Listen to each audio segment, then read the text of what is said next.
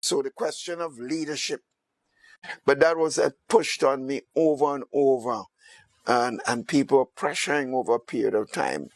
And I remember very clearly when it was clear that the NNP is facing, going forward, the general election, and the Prime Minister then, Albert Blaze, was seriously handicapped. He was basically in a wheelchair. And it was clearly identified that he was a very sick person. And that most likely that we don't control life, so we don't know. But it's clear that he was able to function and otherwise, and that he was deteriorating. Pressure was applied because of my work in the Ministry of Work. As I said, that brought me into limelight. There was a lot of pressure from several quarters of the party.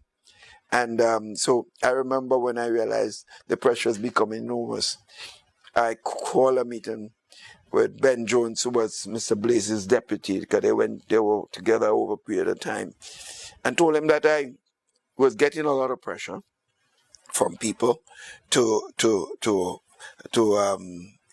look at the possibility that I'm uncomfortable with it, and I wanted to go to Albert Blaze and tell him to appoint Ben Jones, and I would support him.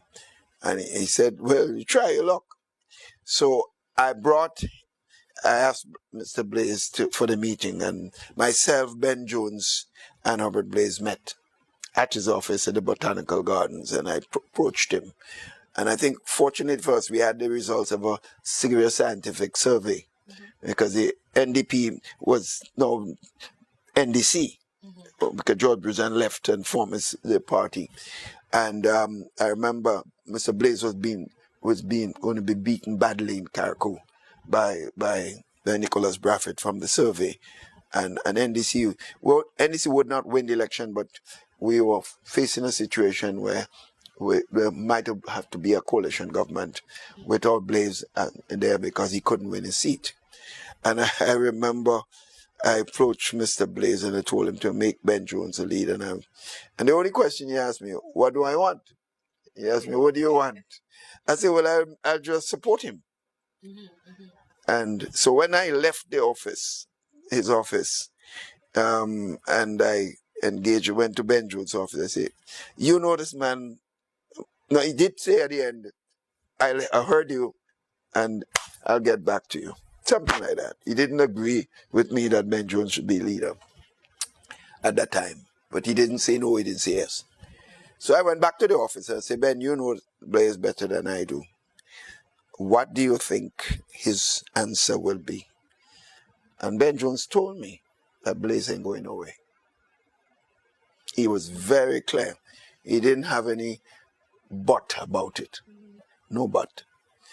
So we are faced with the pressure started mounting more on me. And in the final analysis, I had to yield, because I would have been finished politically if I had not accepted. That's a hard fact. But I knew that would split the party. Because when I did finally agree to accept and run against Albert Blaze in the convention, was a painful decision. People that knew me well, they said that's one of the worst speech that I gave.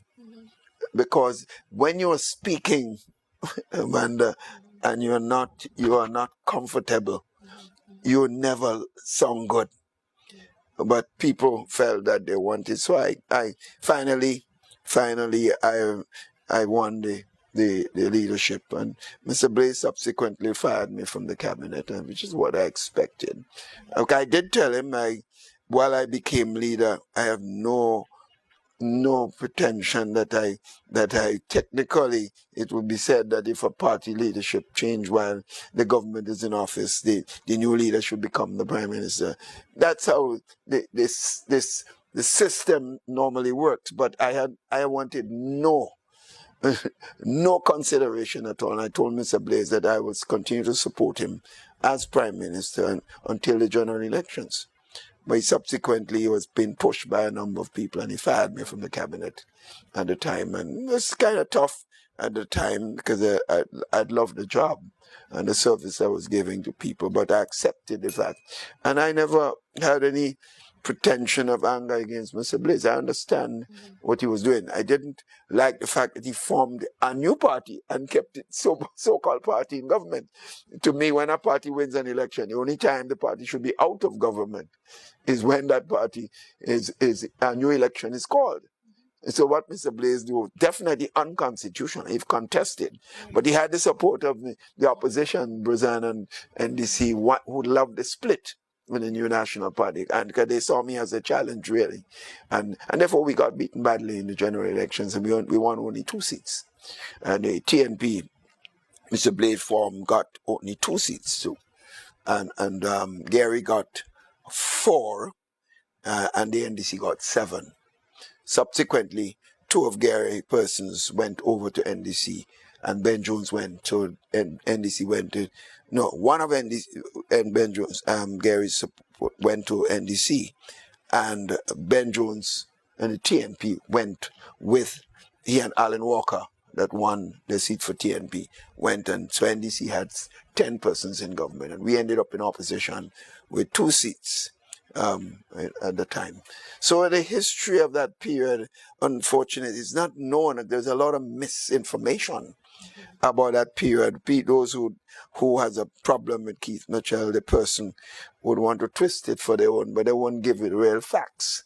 I have no reason to twist the facts at all, because you would say, in effect, that I have been reasonably successful in the political arena. There's no need for me to try to twist facts about that particular period.